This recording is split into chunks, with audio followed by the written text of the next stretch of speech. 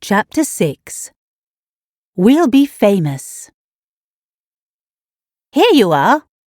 A again, Gemma, said the teacher in the English class. She gave Gemma her homework. I can see you spent hours on this. Gemma took her homework and put it in her bag. She didn't look at it. It was her 5th A that week. Amy, see me after class, the teacher said when she gave Amy hers. Gemma felt bad when she saw Amy's D. She knew her A's didn't mean anything, but she couldn't tell Amy that. Oh no, said Amy. Please can you help me next time? Gemma didn't know what to say. She felt terrible.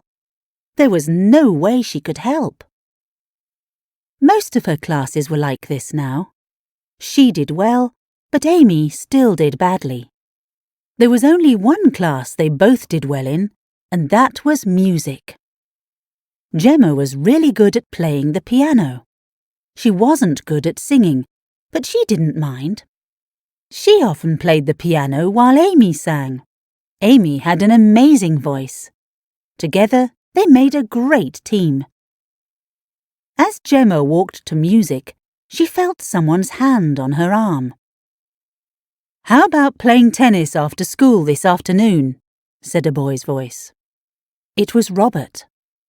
Gemma tried to look cool, like she and Robert were old friends. Everyone could see Robert talking to her. She knew the other girls were watching. Oh, tennis?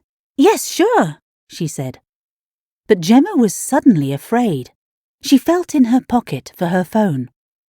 She still had it, so there couldn't be any problem with tennis, but she checked every 10 minutes, just to make sure. In the music class, Gemma couldn't think. She was too busy thinking about playing tennis with Robert. Luckily, no one saw that she wasn't playing the piano as well as usual. She played, and Amy sang. Gemma usually loved listening to Amy's wonderful, strong voice, but now she felt sick. After music, she went to change into her tennis clothes. What if the phone breaks? She thought. But there was nothing to worry about. She won again. They played until it was almost dark. Robert tried as hard as he could, but he could never win. Are you free on Friday? He asked. Gemma smiled. Of course she was free. Robert wanted to spend more time with her. This was great. Maybe next time they could go to a cafe with some of her friends. This is great practice for me, he said. I need someone like you to play with to make my tennis better. Gemma tried to look pleased. More tennis, she thought. The next day, when Gemma arrived at the music class, the teacher, Mrs. Hawkins, was putting a poster on the wall. I have some news for you all, she said to the class. She smiled and pointed at the poster. I'm sure you all know the TV show Stars of Tomorrow. Everyone knew it, of course. Stars of Tomorrow was one of the best shows on TV.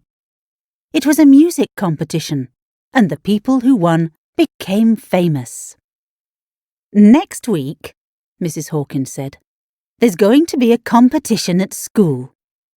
People from the show are coming here with their TV cameras. All of you can play, and they'll choose the best. The people who win from our school will be in the competition in May with students from other schools. And they'll be on TV. Everyone in the class started talking at the same time. We can win that competition, Gemma said to Amy. It was true. Amy had the best voice in the school, and Gemma was the best piano player. And, of course, she had the phone. I'm winning everything these days, she thought. Why not this competition too? I won't even need to practice. The next day, when the teacher listened to them, she clapped her hands. You've learnt that song quickly, she said. It has difficult piano music, Gemma, but you played beautifully. And Amy, you were wonderful, as always. Gemma smiled. She knew her playing wasn't good. We're going to win, Gemma said to Amy. She tried to forget how bad her playing was. Winning was the important thing. Let's start learning the other song, said Amy. I can't, Gemma said. I'm meeting Robert, she said loudly, so the other girls could hear.